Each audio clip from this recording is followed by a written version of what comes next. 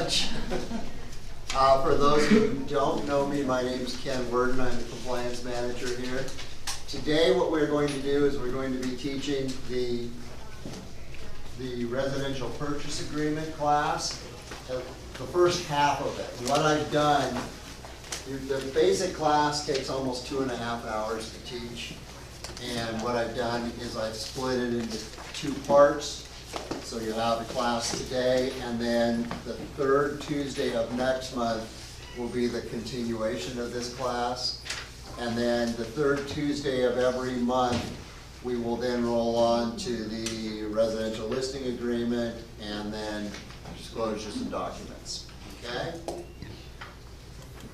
So for those of you that haven't seen this is my contact information, very simply, without going too far into detail. If you need to get a hold of me, text me. You can try calling, but I don't answer the phone that much, and I don't listen to my messages. So send me a text, and that is the best way to reach me. All right. So,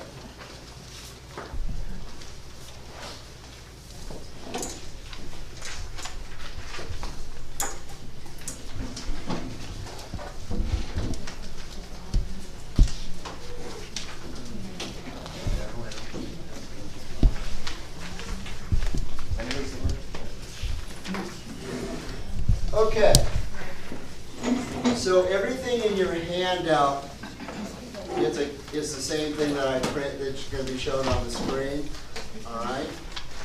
And what we're going to do is we're going to go through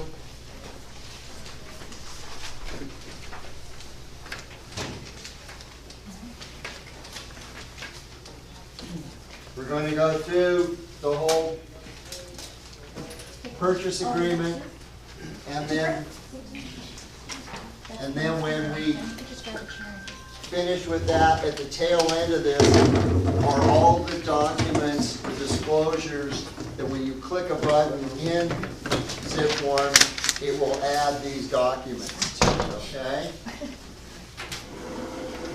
And then if we run out of handouts again, just give me your name and I will get you a copy and put it in your mailbox, all right?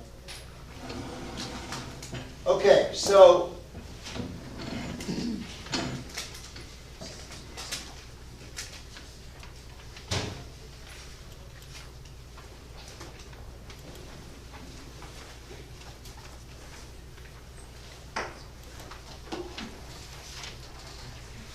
apologize, but I'm missing part of this that we need.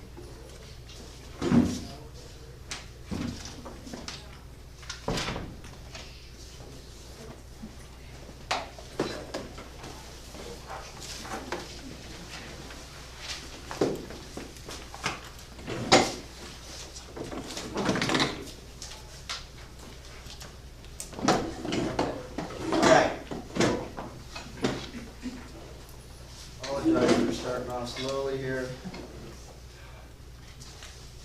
I'm just struggling with that.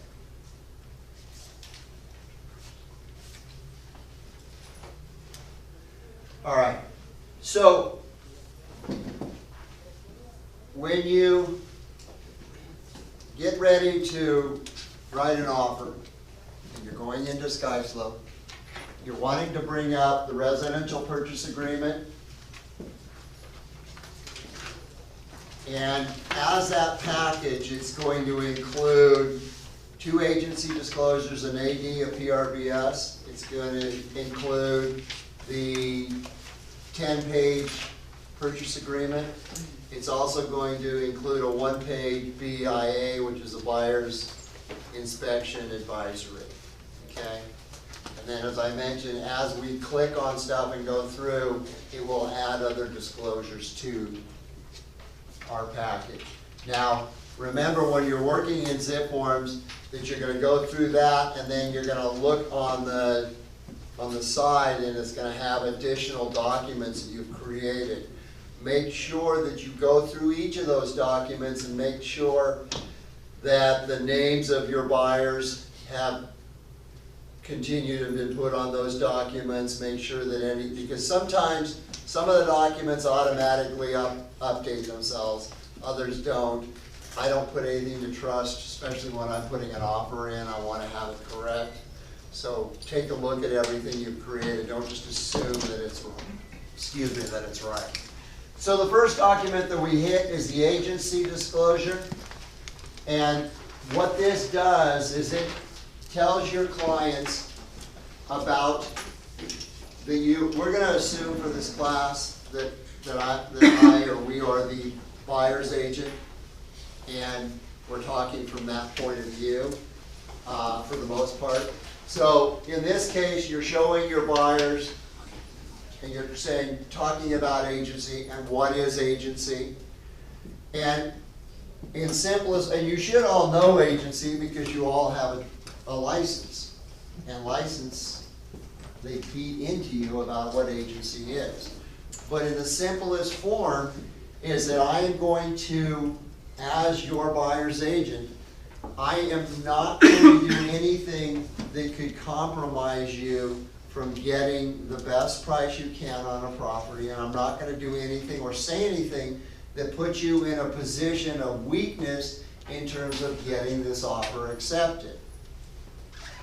And then on the other side of that is that I'm going to make sure that I do everything I can aggressively to represent you and make sure you, number one, get the offer, but it doesn't stop once we've got an accepted offer. Then we continue on. I am going to negotiate for you. I'm going to make sure that you get as much as we can possibly get from the seller. So if we are doing a request for repairs, I'm going to make sure that you understand, number one, what the possibilities are and what your choices are in terms of requesting repairs. And I'm also going to explain to you how the seller's probably going to look at some of our requests, all right? But I'm going to have you as the buyer prepared, all right? And you're going to hear this theme throughout this next hour and a half. Preparation on my part to train my clients. Because if I do that, then, and something happens, all right, and I don't want to make it sound like you're going to go around here and you're going to scare the living you-know-what out of your clients because they're never going to buy a house. But if I explain to them about the different possibilities and different things that can happen, and then one out of those 20 things actually happens, and I go, hey, I've got bad news. We just heard back from the seller and this, or the seller's agent, and this is going on. And remember, we talked about this when we put the offer together, or we talked about it at some other point past. At that point in time when we do that, what are my buyer's reactions? It's not going to be too bad because this is not the first time they've heard about it, okay? The first time a buyer hears about something is when the problem occurs. They're going to start digging their heels in, and they're going to ask, Ken, why didn't you tell me about this? Because I'm the professional, right? Everyone in this room is the professional, and they count on us to make sure that they know about stuff. We always assume, since we're in the business, that everyone knows about buying and selling houses. It should be second nature to us for that. But take yourself out of this business and say, how many times have I bought and sold a house? Okay? Well, now I've been in my house for almost 30 years. So would be horrible. All right? But most buyers and sellers are only selling their houses around every 5 years or more.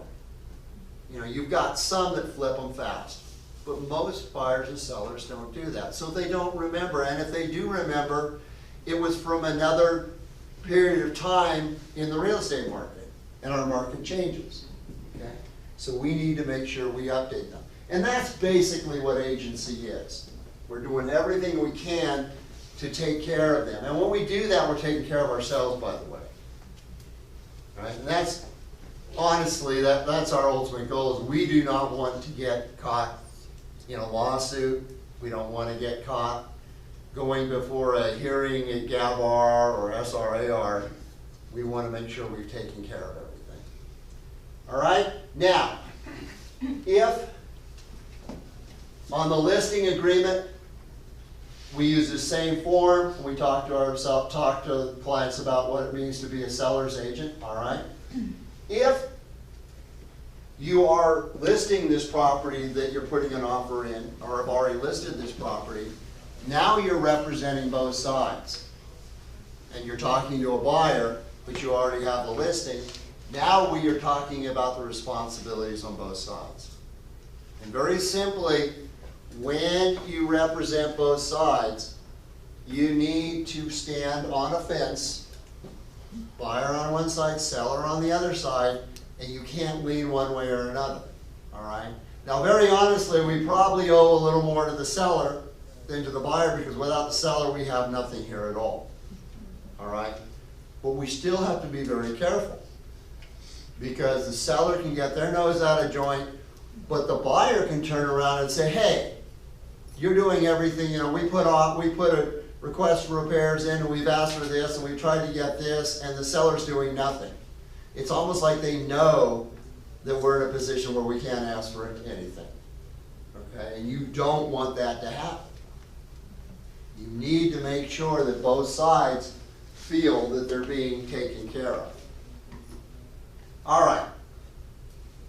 The next, this is the second page, boilerplate. Read that some night when you want to get yourself to go to sleep. Possible representation of more than one buyer or seller. Okay. In this case, what this is saying, and this works for both sides, but what this is saying from the buyer's standpoint is that when we're out looking at houses and putting offers in on houses, there may be other agents from our office. We have over 300 agents in this office. There may be another agent in this office that's putting an offer in on the same house. So we are letting them know that, hey, I'm not the only person possibly from this office that's writing this offer, all right? Now, that raises the point of agency again. I'm writing an offer on 1234 Main Street, and I'm writing it for $305,000. And I'm talking on the phone to my clients, or I'm having a conversation with someone else in the office, and I'm telling them, I just put an offer in for $305,000 on 1234 Main Street. Well, there's someone within earshot that's listening, and they're also looking to put an offer in on that house. Guess what? They know that they've got to go above $305,000. We just told them that, all right? So we have to be careful. And I'm not trying to make it sound like, you know, we've got to run around with a cone of silence on our head at all times and be, you know, scared of everything. But you need to be aware, and you need to be careful so that you're representing your clients. Okay? So that's basically what this is saying. Now, wire fraud. Unfortunately, wire fraud has hit our industry very hard. And there's a lot of schemes, and it works both against the buyers and the sellers. 2 years ago, we actually had a file that was double-ended here, that the buyers had sold their house, and we represented them on that sale, and then we represented them on the buy of another house that also had another agent in this office, was the seller's agent. The scam was that the buyers got an email telling them, giving them the new or the wiring instructions. And instead of them checking with the lender and escrow to make sure that these were correct, because you shouldn't be getting them from anyone. Lenders or escrow companies aren't giving out the instructions. They're not emailing it to you. They're going to make you come in and get them. They're going to give you a hard copy. So the bottom line is that these people wired $80,000 to what they thought was the escrow account, and it wasn't. And they never got that money back. Okay? So, and it's not just, this is a buyer's example, but sellers have the same problems, okay? If you get the instructions that are given to escrow that change the account number, it can push your proceeds as a seller off to someone else's account and won't be put in your account. Okay? So the point is, make sure your buyers are aware of this. Make sure you talk it up to the point that when they're starting to wire funds, they're calling you up and going, hey, what am I supposed to do here? Who do I check with? And then you point them to your escrow officer, and you make sure that your escrow officer is the only one giving them the information that they need. Okay? All right.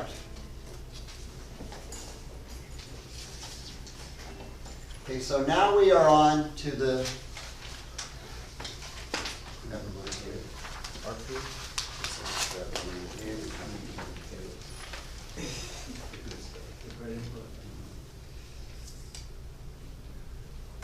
Okay, so now we're at the beginning of the RPA.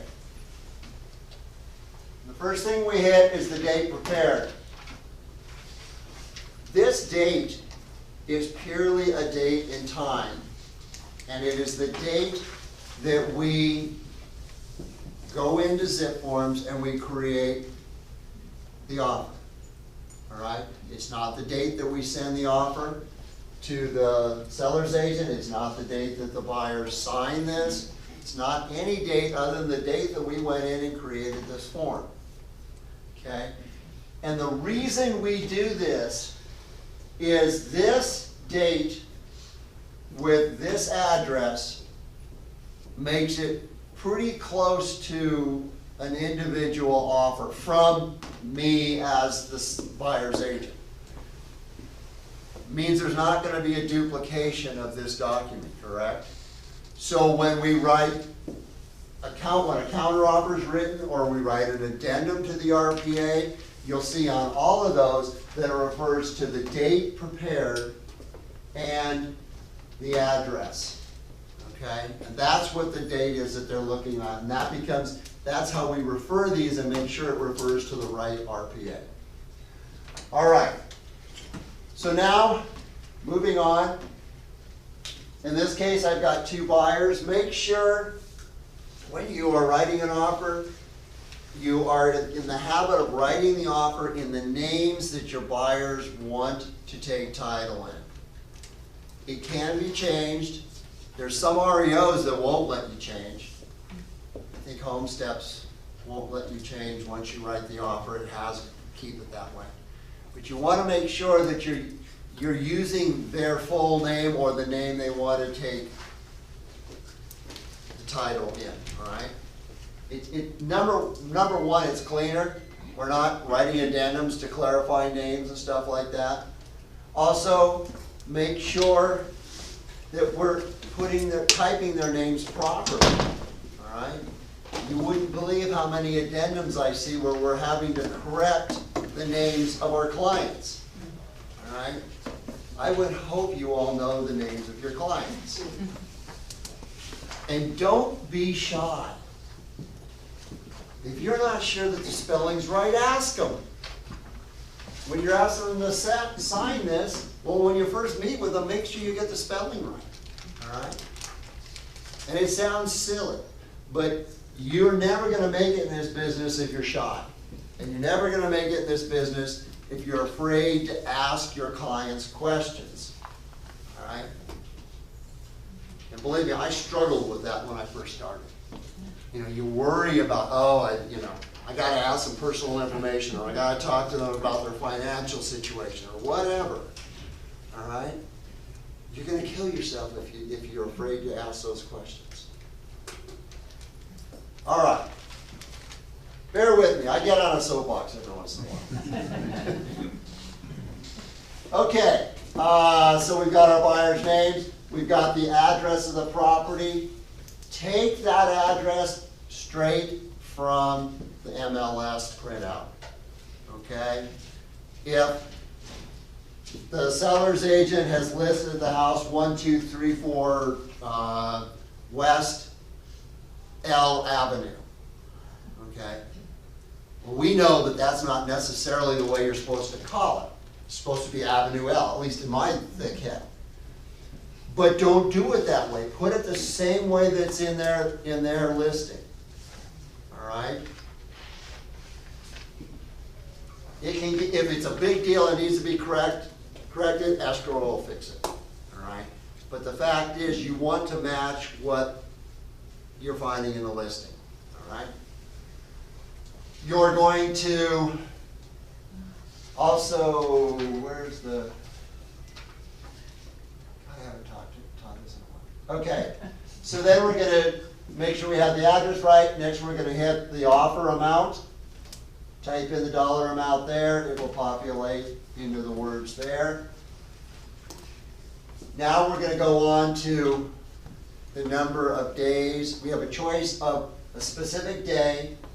Close of escrow could be July 4th, or it could be 37 days from now, or whatever the number wants to be. I highly recommend you do not use the first choice, because let's say we figure this out. We've got, our lender said we can close in 35 days. So we sit there and count on the calendar, figure out exactly what 35 days is from today or tomorrow when we use that date. And now all of a sudden it takes us a week going back and forth to get this offer accepted. Now instead of having 35 days, I have 29 days or 28 days. Okay, so I just shot myself in the foot. So use this number of days because it is calculated from the date. The day one of it is the next day after the buyer and seller have agreed either on this or on the series of counteroffers that come after it. Okay? Yes? On that part, is it okay to put like 37 days or less? I wouldn't bother, I just put 37 days. It's fine. Because you, and really that's not the place you want to put it. There's some other information spaces down below and say, this is a cash deal, seller is willing to close in a shorter period of time. Okay. But that needs to be negotiated between you and the seller's agent. Okay? And I'm seeing a ton of deals right now that are closing sooner than the calculation that is on this offer. All right? It's not wrong, it's not bad, you want to close as quick as you can, but everyone's got to be on the same page. If the buyer thinks that they're going to close in 25 days and the seller thinks they're going to close in 35 days, you've got a serious problem on your hands because the seller's not ready to get out of the house. Okay? All right. So, one more thing. This date here, revised 12/18, make sure you're using this RPA. I reviewed a file the other day that had an offer written on RPA dated from 2015. Oh, wow. Okay. Number one, CAR guarantees and will back you if there's ever a lawsuit against one of their forms, but it's only their current form. Okay, so that if there was a problem on that 2015 form, CAR would say, well, you didn't use the current document. Okay. Now, I talked to the agent about that, and I didn't get a clear answer, but I believe what's happened is he's storing in zip forms, he's stored things as a template. And then I don't believe that CAR updates, zip forms updates documents in the template. Yeah, I know it doesn't, if you put documents into a folder, it doesn't update those. But you can check and see them, see if they're not the current files, all right? So keep an eye on that. And CAR updates in December, and they update in April. Okay, so you want to kind of keep those two dates in mind. All right. So now we are moving on to the agency confirmation. We now have to supply the selling agent's broker's number, and we have to supply the selling agent's number. All right? These are not easy to get right now if you're using Gavar. Gavar is making a change. These numbers will be showing up, but I'm guessing it's probably another couple months before they get it done.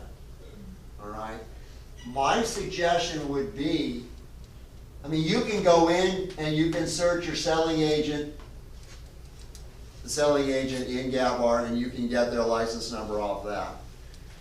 All right? The true way to do it would be to search them and look up an agent in CAR. Okay? Or not in CAR, in TRE. Yeah. And that will show both the seller's agent's license number and the broker's number. Now, I would just call up, say, hey, I'm getting ready to write an offer. Can you give me your license number and your broker's license number so that I can fill out the offer correctly? Okay? And then you're going to go ahead and use Keller Williams broker's number here. These are not real numbers, remember that. And then you're going to put your number there. You're going to pick by agency, in this case, seller, the seller's agent and brokerage is representing the seller, the buyer's agent and brokerage is representing the buyer. Now, what happens, we're back to this monstrous 300+ agent brokerage that we work in. What happens if the seller's agent is also an agent in this office? Which boxes do we check? Correct. You're going to click both. And if you click any of these boxes that say both, they're going to all automatically load to both. So you just click one of them, it's going to click them all. But make sure that you do that because agency is at the broker level.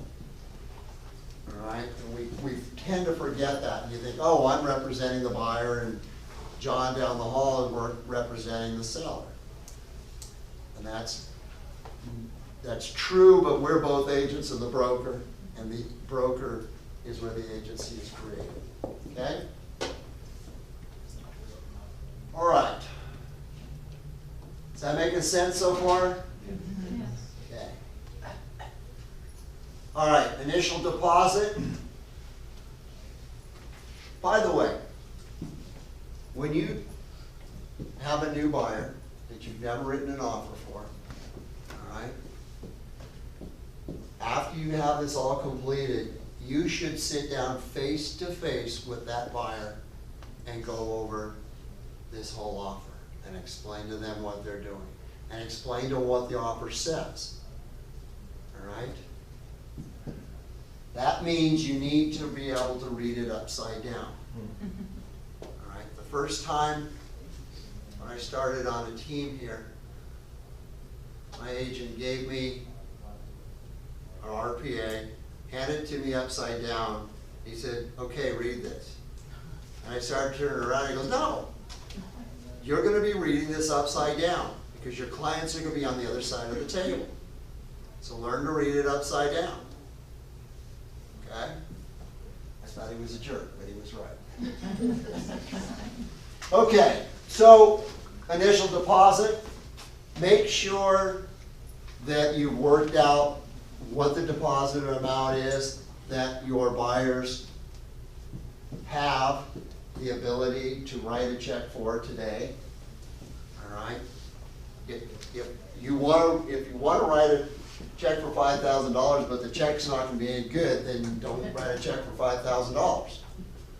So you have to have that conversation. You have to say, what do you really have that you can put into escrow and not be able to be starving your family for the next 45 days. Okay? So there's one of these conversations, and if they don't have that kind of money, then don't put a number that doesn't work. There is the ability to add an additional, increase the deposit over time. So let's say they will have the $5,000 in 2 weeks. They have $2,500 now, so we could do this 25 and then 25 here. If it's a problem and the seller needs that to accept the offer.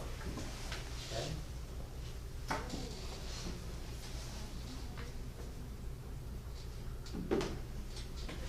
All cash offer. This drives me nuts. I'm reviewing a file.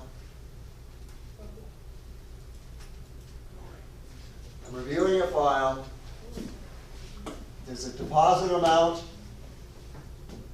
There's a $300,000 here. And then this number here is $295. Okay? To me, that's a cash offer. Yes? Because there's nothing listed here in the loan. But most of the time it's not. Most of the time it's a loan. Alright? So make sure that you check, if it is a cash offer, make sure you check this box and it makes it clear. If it's a loan, put the loan amount in there. Okay? Now, don't go on to panic mode about that loan amount. If it's an FHA 3.5%, that means you're going to have 96.5% of the offer price is this number right here. That make sense? Mm-hmm. Don't worry about it being down to the penny. Make sure that when you're going over it with your buyers, you're saying, this is just for offer's sake. Your lender will tell you the exact amounts of what the numbers are going to be. They're going to project them for you. Okay. I'm not a lender. I'm not saying that's exactly what your loan is going to be. All right? So I want to stop for a second here. I know, I keep stopping. Right? Why are we doing this? Why are we writing this? Oh, come Because the on. buyer wants to buy a house. Come on. The buyer wants to buy a house. Oh, there you go. And how does a buyer buy a house? They put in an offer, correct? Correct. And who is this offer being sent to? Selling agent, seller's agent, excuse me. I'll learn this sometime. So, the point is, do we want to make it hard on the seller's agent to understand our offer? No. Is it a game where we just, let's see if we can really get them pissed off? We want to make it easy, correct? All right. So the whole purpose of this and what we're looking at today is we want to be completely upfront and make it easy for the seller's agent to understand what our offer is. Right. Because if we write this offer in pink crayon, okay, and we don't list the loan amount, and whatever else we forget to do, and there's another offer that is ever anywhere close to this number, do you think we have any chance of being accepted? No. Okay. So, that's number one. Number two, who's writing this? Who's putting this together? Buyer's agent. We want the seller's agent to fall in love with us, want us as the buyer's agent. Because as a seller's agent, you don't want to do any work. You got it listed, you put up with all the showings and all the stuff. You want to hand this thing off and you want to know that this agent on the other side is going to get all the documents signed. They're going to control their buyer. All right? And that's a big if some days. So we are selling ourselves. When I put an offer in, I will follow up with a phone call and I'll just have a conversation with the seller's agent.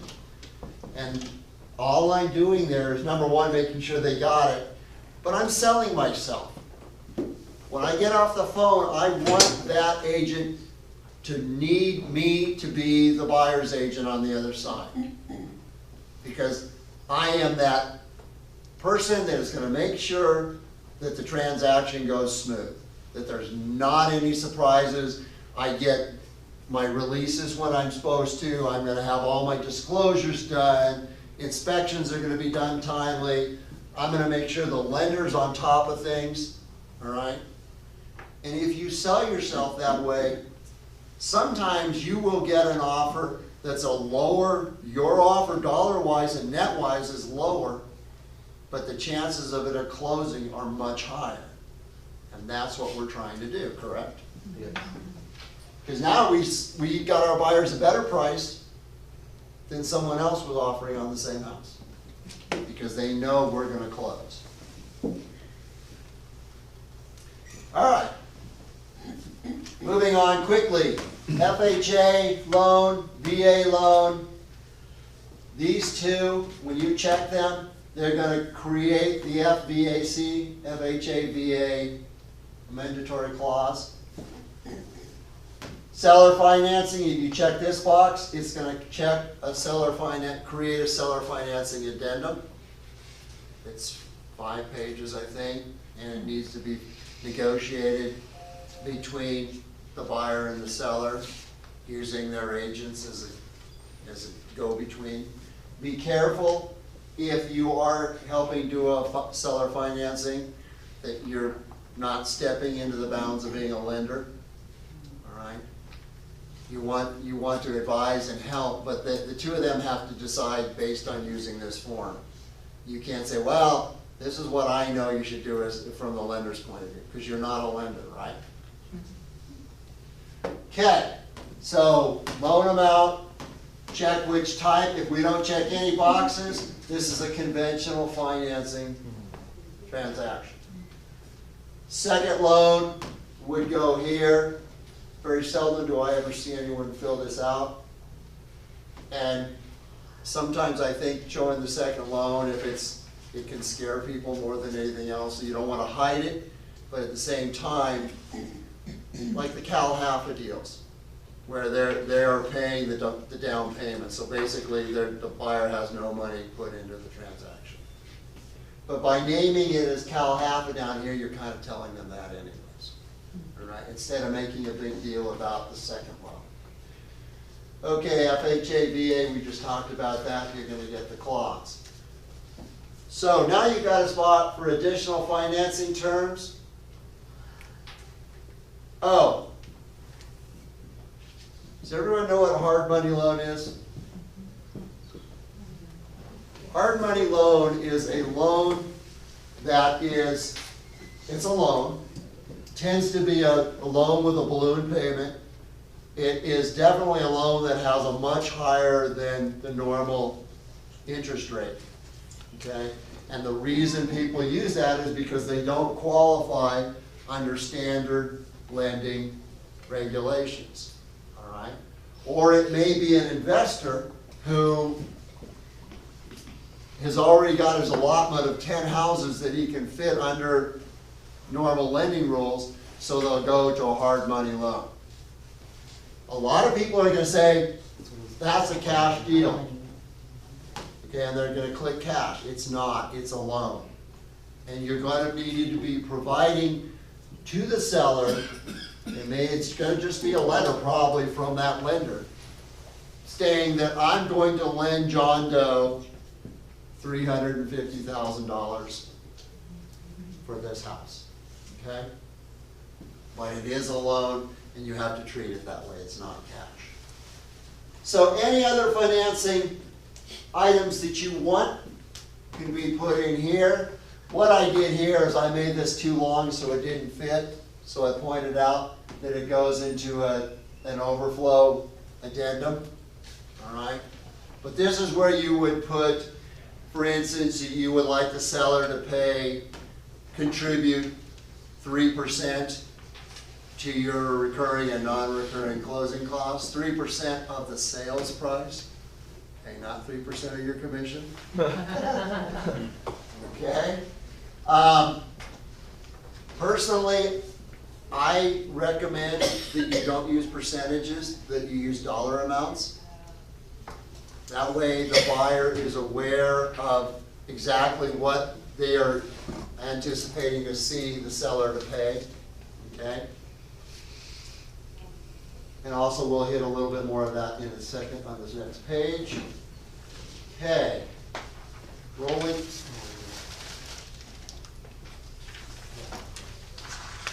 So, top of page 2 of the RPA, here page 6,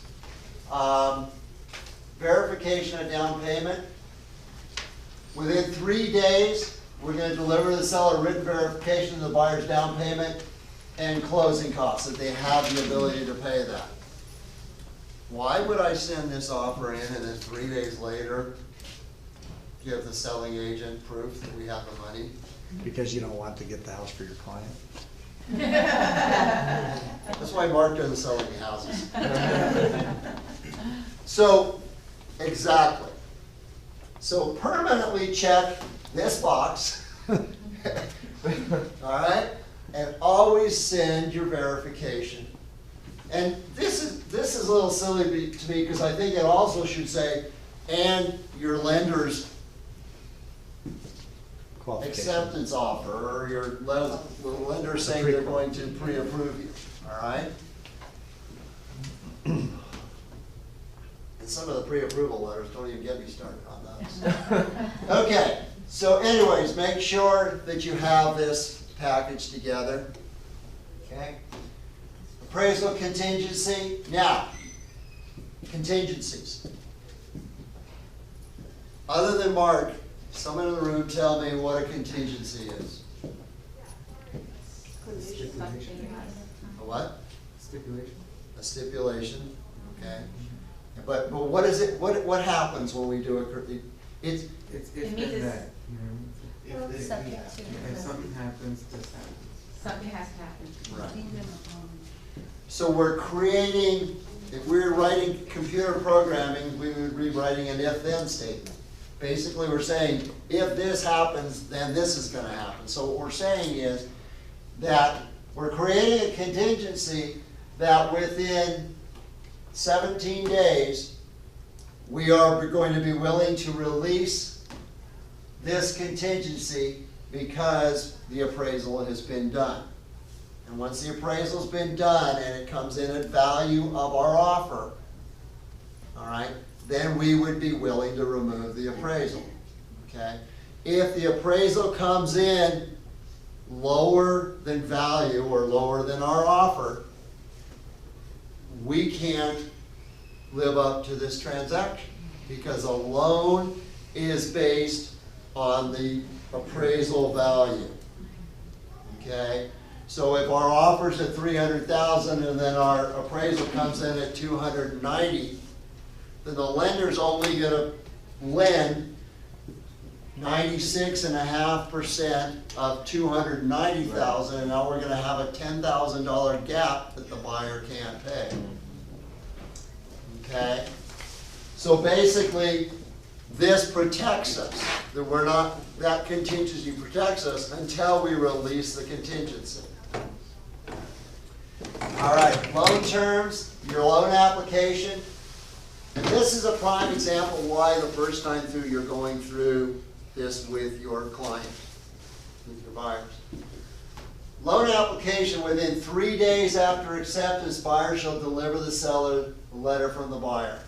So basically, you need to get in, you're training your buyer as you go through this. And you're saying, okay, we've showed them everything they're going to do on financing. Now we're saying 3 days after this is accepted, you guys need to have been into your lender, because your lender is giving you a letter. Now the lender has to convert that into a loan application. And that loan application has to be signed by your buyers. Typically, you have to pay for the appraisal. All right? So you need to, within 3 days, the buyer needs to have that moving. If they're not, and the seller questions the lender and says, no, they haven't been in yet, the lender can send you a notice to cancel. Well, you got a notice to complete and then a notice to cancel. So either way, your buyer's putting themselves in trouble right off the bat. But this is your checklist. You're showing your buyers what they're going to need to be doing. Okay, loan contingency. Loan contingency is 21 days, typically. Now, in all these contingencies, here, and in your inspection, you can change the number to something else. All right?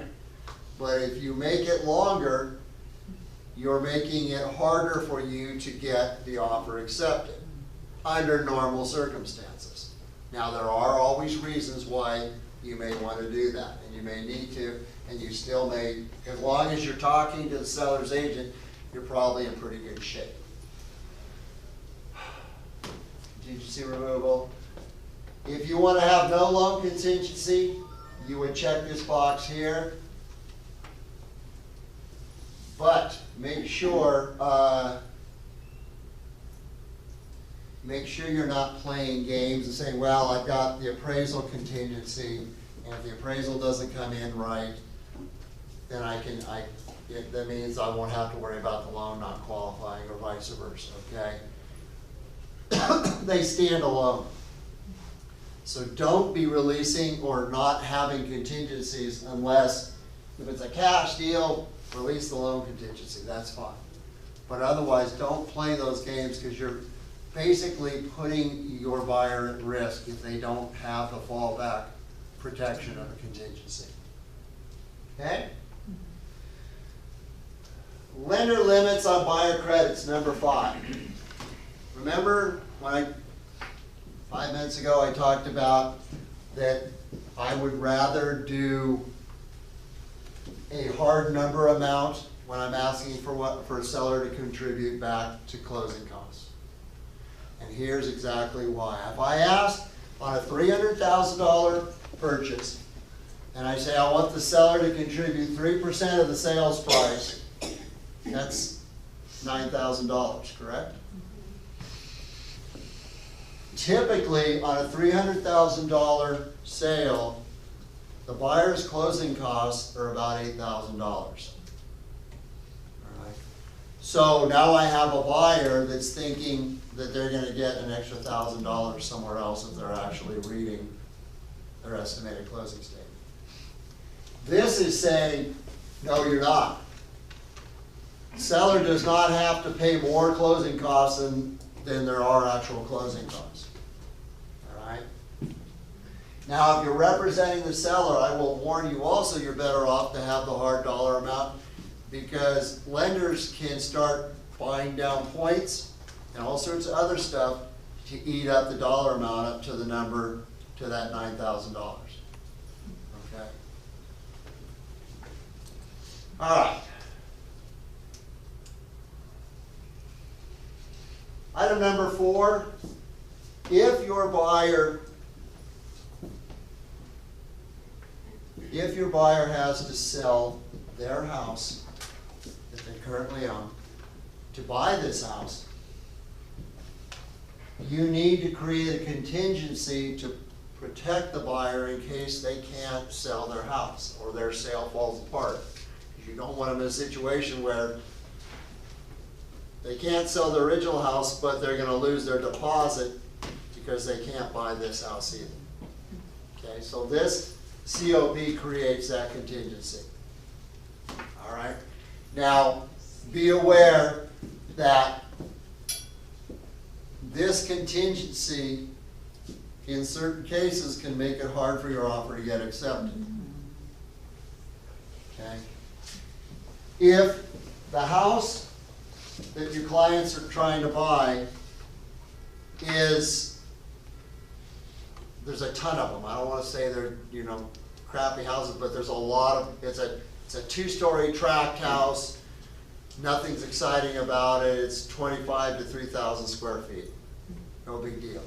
Now, if they're looking for the offers on a west side, single story, you're probably never gonna get the offer accepted with the contingency attached, because there's such demand for that house. All right, so you kinda have to know your market and figure out where you can get away with it.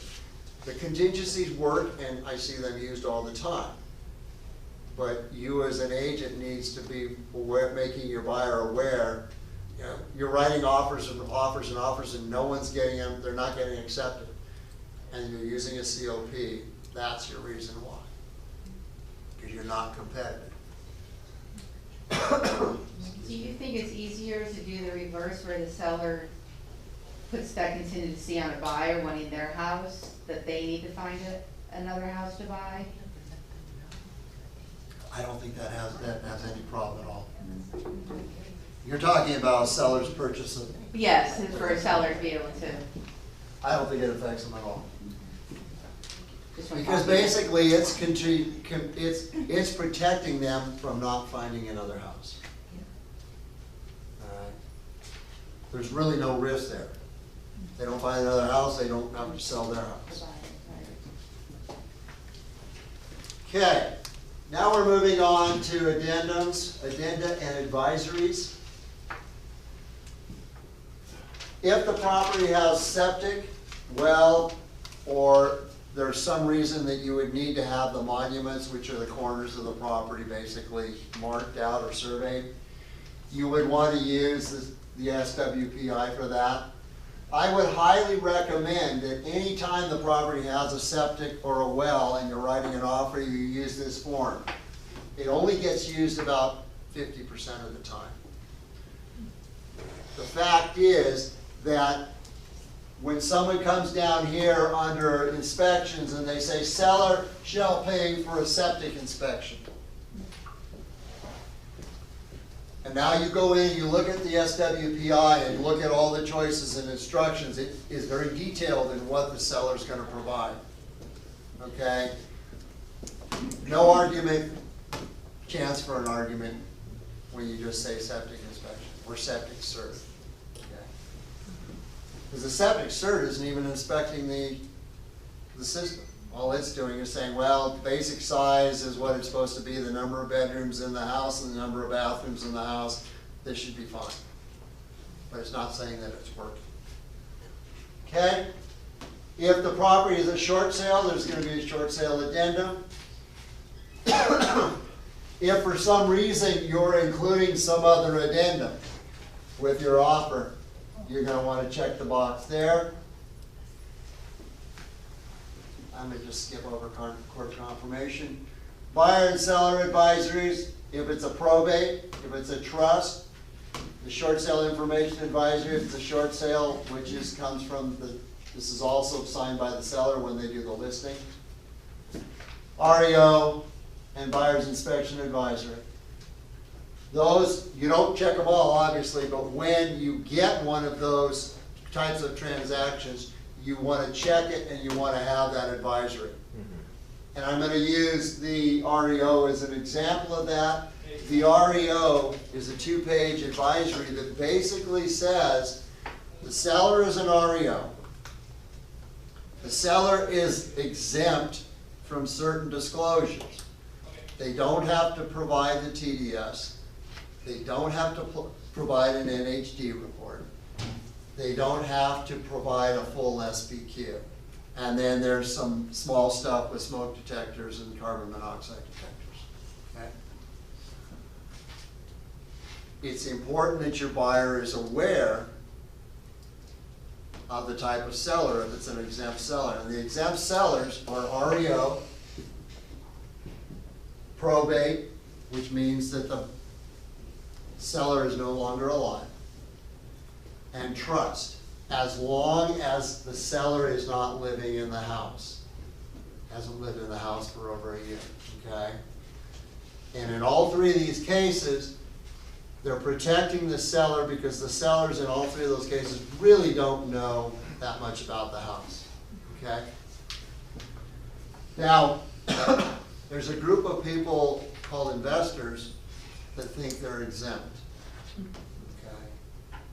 Now, the only way an investor would be exempt is if the investor did seller financing to sell one of their properties, and then they had to foreclose on it and take it back. Now they're an exempt seller on that property only. But if they bought the house at a foreclosure auction, that doesn't make them exempt. Okay. Now, you're not gonna force an investor to fill out disclosures that they don't wanna fill out. But if you explain to them that it protects them, in a lot of cases, you'll get them to fill them out. Okay, because it really does protect them. All right, other terms. So there was a question about, earlier about, was the number of days. And I said, I wouldn't put it here. If you wanted to say 37 days or less, you could put in here, buyer is willing to close early. If the seller would like, okay? So this is where you would put a comment like that. All right. Okay, allocation of costs. First thing we hit is the NHD report. Okay. And the way this works is typically we say we want to have the seller to pay for the report and pay for a natural hazard zone disclosure report, including tax. Okay, so when this box is checked, or this box, the report should include tax. If you want an environmental report, which takes a 5-mile radius around the property, I believe it's 5 miles, and it reports any public reports of hazardous waste spills or hazardous waste problems, okay? The majority of people are doing this right, and we're getting the tax reports. I do look for the tax report, and I expect it to be on there, or I'm gonna kick it back and say you didn't get it. And it's typically an oversight by escrow that they forgot to include it, okay? There's one investor in the valley that will waive, removes the tax in their counteroffer, okay? But there's only one that I see that they do that. And their wording is a little vague, but I'm not gonna start a federal fight with it. Okay. NHD reports. Technically, they're optional. Technically, you got an REO that doesn't have to supply an NHD or a probate or a trust. But you've got a problem is that this broker requires, and brokerage requires an NHD report on every one of our transactions. So keep that in mind. So if for some reason the seller's not wanting to pay for an NHD report, hopefully you will have prepared your buyer ahead of time and told them, hey, this is an REO, there's a slight possibility they're not going to supply an NHD report. If they don't, you're gonna need to supply it. And this is the report is something you want, because it is going to tell you a ton about the community and the surrounding area of your property. And it's gonna give you tax information on that property, okay? So, you're gonna wanna sell it, that have your buyer prepared, because if not, if you haven't done that, and the seller's not gonna pay for it, and the buyer's not gonna pay for it, anyone guess who's gonna pay for the report? You as the buyer's agent are gonna pay for the report.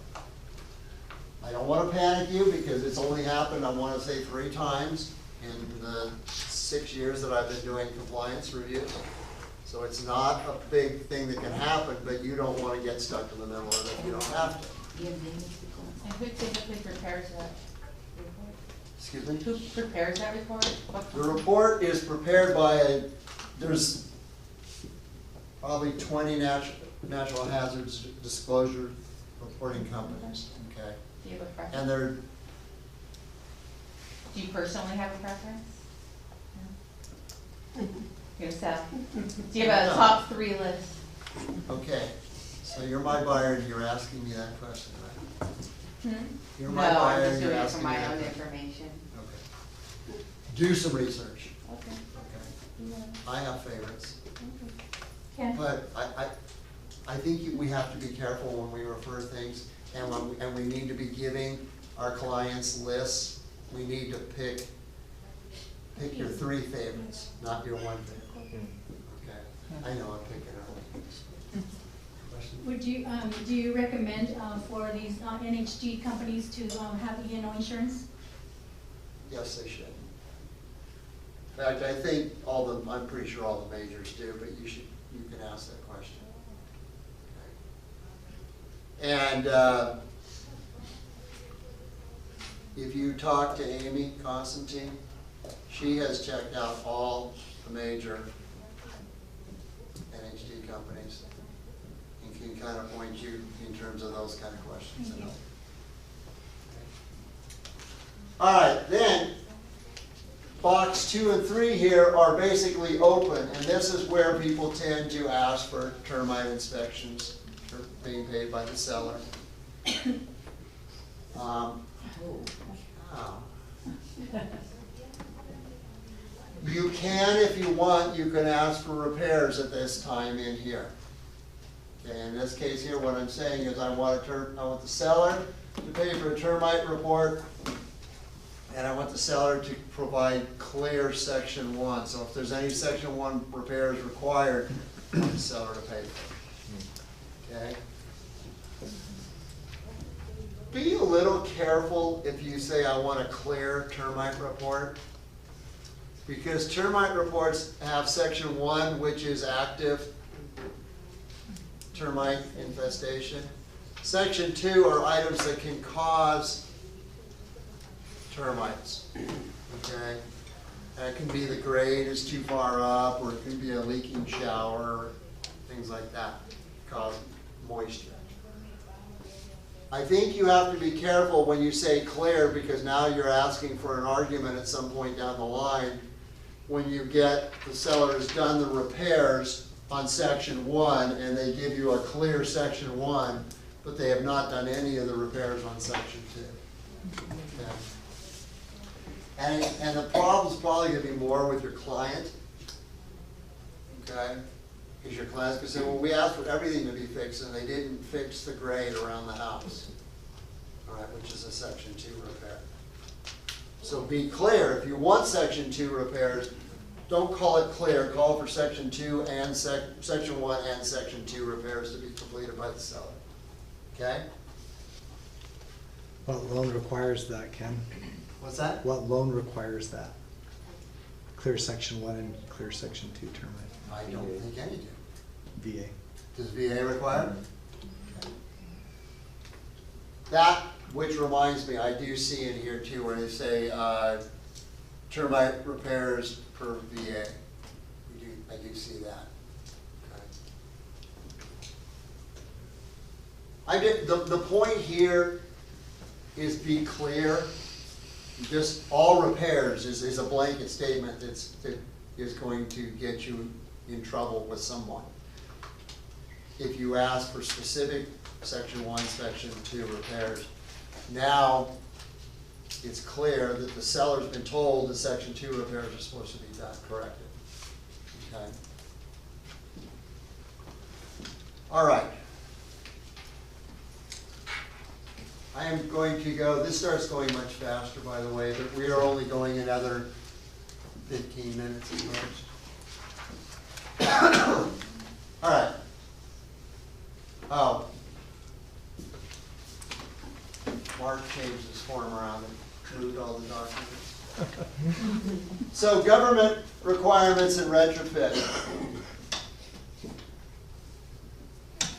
On this hearing, typically we ask for the seller to pay for smoke alarm, carbon monoxide detection device,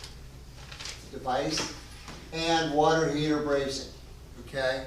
It's pretty typical to ask for the seller to pay for that, and on top of that, all government insured loans are gonna require those three, and some of your conventionals are gonna ask for that also. Now, section B2, I, double I, and triple I asks for required government inspections and reports, okay? We don't in the Antelope Valley have any government agencies, city agencies that require additional inspections. But if you're putting an offer in down in San Fernando Valley, in Los Angeles, many of the communities down there do require additional inspections. And so you want to make sure you ask for those down there. But by checking them here and saying seller to provide them, and it's a house in Lancaster, you're kind of showing that you don't know the area. Or you're just checking everything, okay? Very honestly, I've seen them where they're all checked. We're gonna do a blanket, seller pays for everything. Okay? So basically, section B2, none of these apply up here, but they do apply down below. So if you're out of the area, make sure you do some questioning before you write an offer. Escrow and title, here we're asking for buyer and seller to each pay their own fees. And then we're asking, in this case, I asked for on-tract escrow, and then I gave the seller an out by said or seller's choice, okay? Section C2, we're asking for the seller to pay for seller's title insurance, okay? What is title insurance? Does that guarantee that my name is right? Property owner. You are guaranteeing that the transfer has a clear chain of title, okay? Supposedly, it's a clear chain of title back to the Stone Age. Okay. They have records all the way back to that period of time. So basically what it says is that if you, as the buyer, go to sell your house in 5 years, and all of a sudden a title flaw shows up, you go back to the title company that insured it, and it is their responsibility to pay and fix the problem. Okay? Did I word that right? We just had one, it took us almost a month to clear up. Yeah. Okay. But and because of this, seller definitely needs to be paying for that. But let the seller make their own choice of company too. All right. All right. Other costs. Seller shall pay for a county transfer tax. It's $110 per thousand value of the property. So it doesn't. No, $1.10. By the way, I get some of that money. That's why it's $1.10 per thousand. So it's not a big dollar amount, okay? We do not have a city transfer tax. Down below in LA, they do. If you're buying a $5 million house and you don't say that the seller is going to pay that transfer tax, there's going to be a big bill that the buyer didn't want to pay. Okay? If there's a homeowners association, you're going to want to check the seller to pay on box 3. 4, by statute, the seller has to pay. And box 5, you want the seller to pay because by doing that, it pays, that catches all the documents from the HOA that the buyer needs, okay? Can you repeat the boxes again, please? Item, box number 3, box number 5. Okay. Now, real quickly, why do I care about the documents from the HOA? You want their conditions and restrictions that they can read. You also, probably more importantly, want to know the financial standing of the homeowners association. Because if they have not been, simple example, they're not putting enough dollars into their reserves. And every 40 years they have to replace the roof. and they're not putting that money in. And all of a sudden, 3 years after your buyer moves in, they discovered that the roof has to be replaced. The HOA doesn't have the money. The HOA is gonna bill every member, every unit in the association, their portion of the cost to re-roof the project. Okay? So you wanna know that the HOA is financially solid.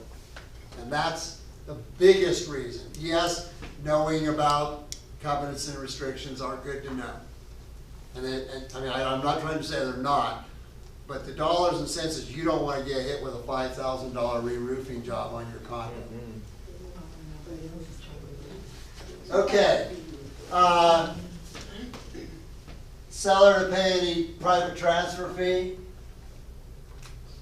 And I just check this every time and put it if applicable, because it's next to impossible to know where a private transfer fee would be or not. Then you have a couple choices for additional items here. Watch out if you're the seller's agent. I am now seeing where on the first page before they're asking the seller to pay for a termite inspection. And then they put back here, section 1 repairs to be done by the seller. Okay? And it's not necessarily where you're looking for it, and then all of a sudden, you've agreed to pay for repairs. Item number 10 on here, seller to pay for a home protection plan. Not to exceed $500 in this case. You want to check if it's got air conditioner and a pool, make sure you check the appropriate boxes. Okay? Now, if your buyer wants a very Mercedes type plan, there's nothing wrong with them checking the upgraded plan that, let's say, costs $650 and still leaving this at $500. All right, escrow is going to get asked for a clarification, but basically escrow is going to get the buyer to agree to pay the other $150. Okay. Excuse me. If your buyer doesn't want a home inspection plan, or home warranty, excuse me, they can check this box here, and that will waive it right off the bat. And then I won't ask you for a BIW later on waiving the home warranty. But they still have the ability to order it anyway, so they're not wiping themselves out. But if they say, I don't want a home warranty, check that box. Okay? All right. Last thing we're going to hit today is items included and excluded in the sale. Okay? You're basically all fixtures attached to the house. Okay? Which you all learned in your getting your license, that that's real property, okay? And it's the manner of how it's attached. Okay, this lists all the mechanical systems that are part of the existing. Now, we get down to stoves, check the all stoves box every time. We're getting people that are pulling the stoves out and say, it's not a permanent fixture, it's not part of the problem, everything listed above. So check the stoves all the time. If you want that nice big refrigerator in the kitchen, you can go ahead and check the box and add it. If you want the washer and dryer, check the box and add it. Be aware, in Southern California, traditionally, the stove is supplied, the refrigerator, washer, and dryer are not included in a sale, okay? Also, if you want that refrigerator, but you don't want the 6 dead refrigerators in the garage, go ahead and say accept garage, okay? Otherwise, you're gonna be getting rid of refrigerators. You open your own appliance store. Okay, and then any additional items. So that's where you might list the big barbecue and patio furniture on the back patio. You can ask the seller there to include that in the sale. Leased and liened items, you wanna watch for this. If the house has solar, if the house has a water softener, and if the house has an expensive, not your basic throwaway alarm system that they give you for free, and then you just cancel and no one asks for anything. Some of these alarm systems, you've seen them advertised where you can watch what's going on in your house from your phone. Right. Those are expensive. They cost $60, $70, $80 a month, okay? You want to make sure that you're aware, that your buyer's aware that they're there, and you want to make it sure it's clear. Technically, if the seller's going to take it, they have put it in the MLS that they're taking the alarm system, but don't, anything that's listed in the MLS is not contractual, so you want to restate it in here and make sure you're clear of it, okay? Because your buyer may not be interested in an alarm system at $80 a month, okay? Solar, same thing. Items excluded from the sale, if you've had conversations, or again, if in the MLS it says the alarm system's not included, you would go ahead and restate it here.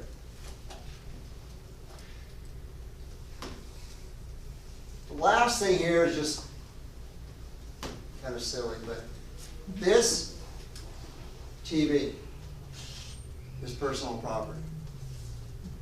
With some help, I can lift it off the wall and I can walk out of here with it. Behind it is a bracket that is bolted permanently to the wall with bolts, which defines it as real property. Okay? So, if they've got a big screen TV in the living room or the family room, wherever, and you know they're taking the TV, and you say there's no way we're ever hanging a TV on that wall there. Okay? Then what you do is you want to check this box, which will tell them to remove the bracket, fill the holes, and get it back to a position that's ready to paint. Okay? But you don't want the bracket. You don't want to deal with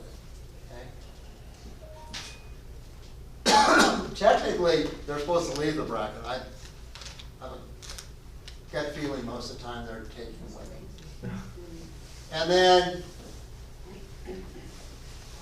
I'm going to stop right there. Okay, we're going on to closing and possession, and it goes on for a ways. So that's going to be our stopping point. Are there any questions that you have at this point in time? I didn't get a copy of that. I'll print it. Oh, you know what? It's probably sitting in the printer up there. If not, we'll run another. Did anyone else not get a copy of the printout? Keep your hands up for a minute. 1, 2, 3, 4, 5, 6, 7, 8. Holy cow. Okay. What I'm going to do, so you don't have to stand around and wait for me, I will print them out and I will leave them up at the front desk for you. Just say you were in my class and you need a copy. Okay? All right. We will continue this class the third Tuesday of June at the same time, at 11:30. Okay? Thank you very much. And I will see you next time. Thank you.